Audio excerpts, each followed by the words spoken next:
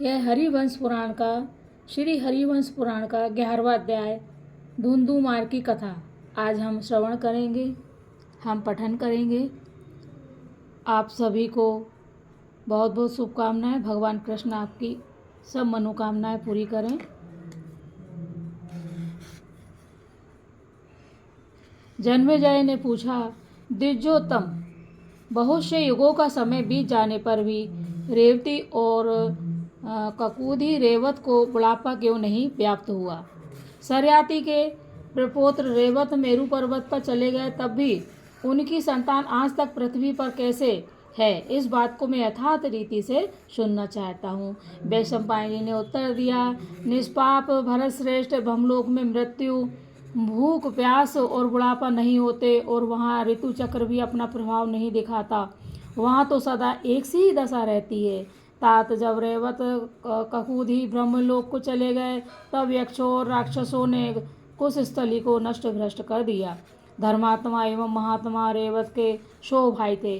वे राक्षसों से हारे नहीं, परंतु राक्षसों के बार बार आक्रमण करने के कारण अनेक दिशाओं में भाग गए। राजन, जब उनके 100 भाई भाग गए, तब उस कुल के अन्य क्षत्रिय भी राक्षसों के भय से भागकर जहाँ तहाँ बस गए। प्रजानाथ, उनका बड़ा भारी वंश जहाँ तहाँ फैल गया। महाराज, उनके वंश के ही ये धार्मिक क्षत्रिय सब दिशाओं में शर्यात नाम से प्रसिद्ध हुए। भरत श्रेष्ठ, कुरुनंदन, ये सब क्षत्रिय चारों ओर के पर्वतों की कंदराओं में प्रविष्ट हो गए थे। नाभाग और अरिष्ट के पुत्र ये दोनों वैश्य होकर पुनः ब्राह्मण तत्व को प्राप्त हो गए। करुष के कारुष नामक युद्ध दुर्मद क्षत्रिय उत्पन्न हुए। हमने सुना है कि मनु के 6वें पुत्र प्रांशु के प्रजाति नाम का एक ही पुत्र उत्पन्न हुआ था। जन्मेजय, गुरु की गो को मारने पर गुरु के शाप से प्रसन्न शूद्रत्व को प्राप्त हो गया। भरत शंभ, यहाँ तक व्यवस्वत मनु के 9 पुत्रों का मैंने वर्णन किया है। तात मनु के छींकने से इक्ष्वाकु नामक पुत्र की उत्पत्ति हुई थी। उन इक्ष्वाकु के भी 100 पुत्र उत्पन्न हुए। ये सब के सब बड़ी बड़ी दक्षिणा देने वाले थे। उनमें सबसे बड़ा पुत्र विकुक्षी था। वह विकुक्षी विशाल कोक वक्ष स्थल वाला होने से सर्वदा अयोध्य था, अर्थात उसके सामने कोई योद्धा ठहर नहीं सकता था। वहीं परम धार्मिक राजा विकुक्षी अयोध्या का स्वामी हुआ। राजन, उसके शकुनी आदि 50 उत्तम पुत्र थे। वे उत्तरापद देश में रहकर उस देश की रक्षा करते थे।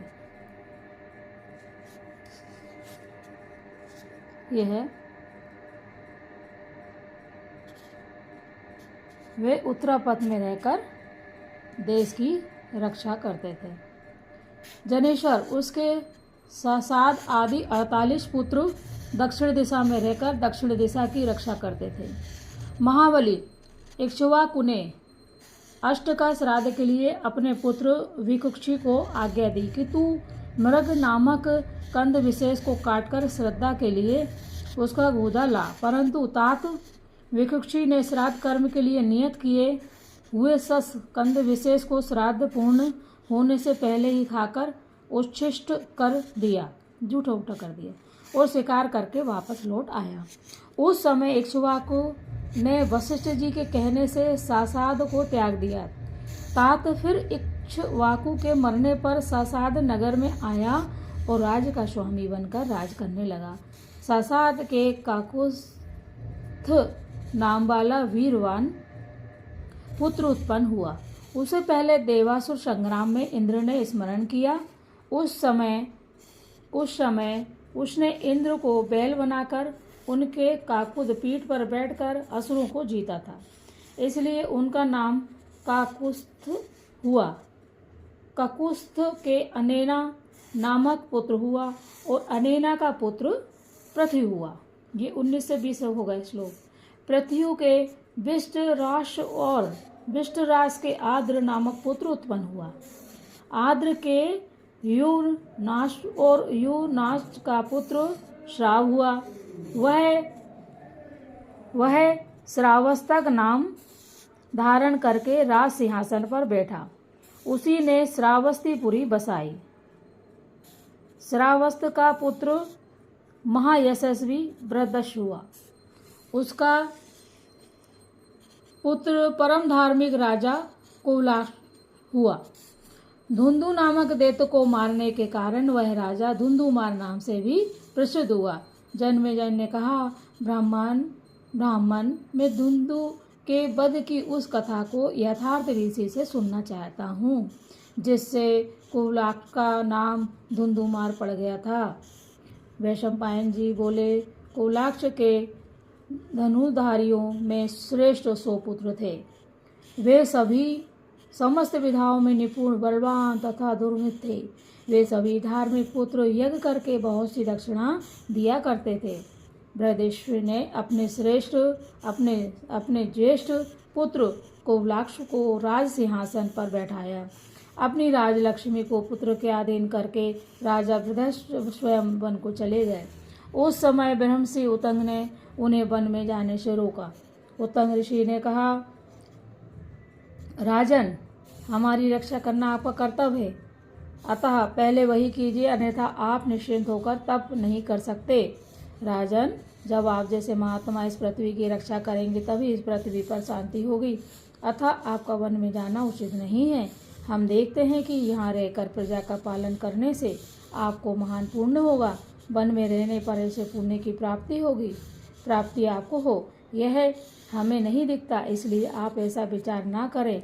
राजेंद्र, प्राचीन काल में राजर्षियों ने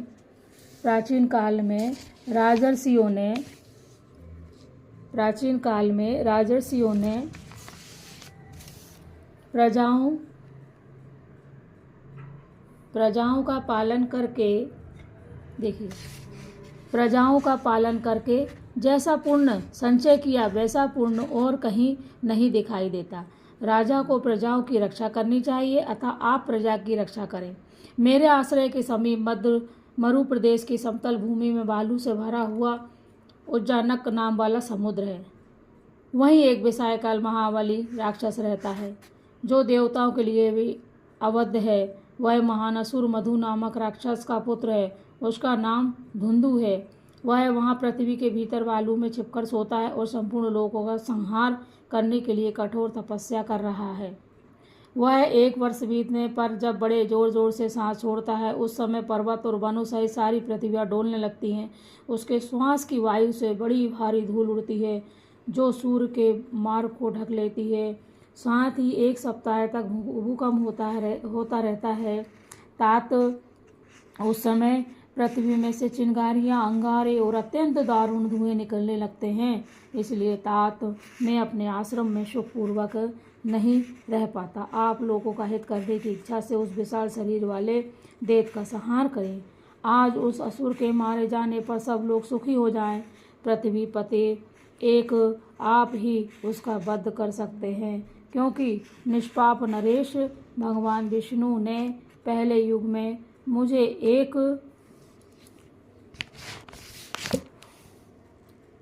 एक वर दिया था। भगवान ने उस वरदान के अनुसार, जबकि अयोध्या के राजा आप इस महाबली भयंकर दानव का संहार करेंगे, अपने तेज को वैष्णव तेज से परिपुष्ट कर लेंगे। पृथ्वीपाल महातेजस्वी धुंधु को अल्प तेज वाला पुरुष 100 वर्ष में भी नहीं मार सकता। उसमें इतना बल है कि देवताओं के लिए भी उसे दबाना कठिन है। महात्मा उतंग ने जब उन राजर्षियों से इस प्रकार कहा, तब उन्होंने धुंधु दैत्य को नष्ट करने के लिए अपने पुत्र कुलाक्ष को उनकी सेवा में दे दिया। 41वां श्लोक हुआ। अब आगे बृहदस्व ने कहा, भगवान, मैंने तो शस्त्र त्याग दिए हैं, किंतु दृश्यश्रेष्ठ यह मेरा पुत्र आपको समर्पित है। यह अवश्य धुंधुमार होगा। यह कहकर प्रशंसनीय व्रत वाले वे राजर्षि अपने पुत्र को धुंधु का वध करने की आज्ञा देकर स्वयं तप करने के लिए पर्वत पर चले गए। तब राजा कुबलाक्ष अपने 100 पुत्रों और उत्तंग को साथ में लेकर धुंधु को दंड देने के लिए चल दिए। उस समय भगवान विष्णु उत्तंग ऋषि की प्रेरणा से लोगों का हित करने के लिए अपने तेज स्वरूप से उस राजा के शरीर में प्रविष्ट हो गए। तब उस दुर्धर्ष राजा के प्रस्थान करने पर आकाश से गंभीर वाणी सुनाई दी कि ये श्रीमान राजा अवध हैं, आज इनके हाथ से धुंधु अवश्य मारा जाएगा। भरत शंभ तदंतर देवताओं ने अपनी दुमदुमियां बजाकर उनके ऊपर चारों ओर से दिव्य पुष्पों की वर्षा की। बहुत सुंदर दृश्य था। विजय पाने वाले में श्रेष्ठ वह वीरवान राजा अपने पुत्रों के साथ वहां पहुंच गए। अपार रेते से भरे हुए समुद्र को खुदवाने लगे। कौरव वे महाबली राजा भगवान नारायण के तेज से पुष्ट होने के कारण और भी अधिक तेजस्वी हो गए। राजन धरती खोदते हुए कुबलाक्ष पुत्रों ने बालू के भीतर छिपे हुए धुंधु का पता लगा लिया। वह पश्चिम दिशा को घेर कर पड़ा था। धुंधु अपने मुख की आग से संपूर्ण लोकों का संहार सा करता हुआ जल का स्रोत बहाने लगा। भरत श्रेष्ठ, जैसे चंद्रमा के उदय काल में समुद्र में ज्वार आता है, उसकी उत्ताल तरंगें बढ़ने लगती है, उसी प्रकार वहां धारा, लहर और कीचड़ से युक्त महान जल स्रोत वेग पूर्वक बढ़ने लगा। उस राक्षस ने कुबलाक्ष के 100 पुत्रों में से 3 को छोड़कर से सबको अपनी मोहाग्नि से जलाकर भस्म कर दिया। कुरुनंदन, तब धुंधु का संहार करने के लिए आए हुए वे महातेजस्वी राजा उस महाबली राक्षस के सामने पहुंचे। फिर उन योगी नरेश ने योग के प्रभाव से उसके जल में वेग को भी पी लिया तथा जल से अग्नि को शांत कर दिया। इस प्रकार उस विशालकाय शरीर वाले जल राक्षस को बलपूर्वक मारकर राजा ने अपना काम पूर्ण करके उस मारे हुए राक्षस को उत्तंग ऋषि को दिखाया। उस समय उत्तंग ऋषि ने उन महात्मा राजा को वरदान दिया कि आपके पास अक्षय धन रहेगा तथा शत्रुओं से आप कभी पराजित नहीं होंगे। धर्म पर आपकी श्रद्धा सर्वदा बनी रहेगी तथा आप अनंत काल तक स्वर्ग में रहेंगे। साथ ही राक्षस ने आपके जिन पुत्रों को मार डाला है उन्हें भी स्वर्ग में अक्षय लोक मिलेंगे। बोलो कृष्ण भगवान की जय। इस प्रकार से भक्तों, श्री महाभारत खिलवाड़ हरिवंश के अंतर्गत हरिवंश पर्व में धुंधुवध विषयक 11वां अध्याय पूरा हुआ। श्री कृष्ण गोविंद हरे मुरारी, हे नाथ नारायण वासुदेवा। श्री कृष्ण गोविंद हरे मुरारी, हे नाथ नारायण वासुदेवा। श्री कृष्ण गोविंद हरे मुरारी, हे नाथ नारायण वासुदेवा। अब भक्तों, कल हम 12वां अध्याय पढ़ेंगे। बोलो कृष्ण कन्हैया लाल की जय।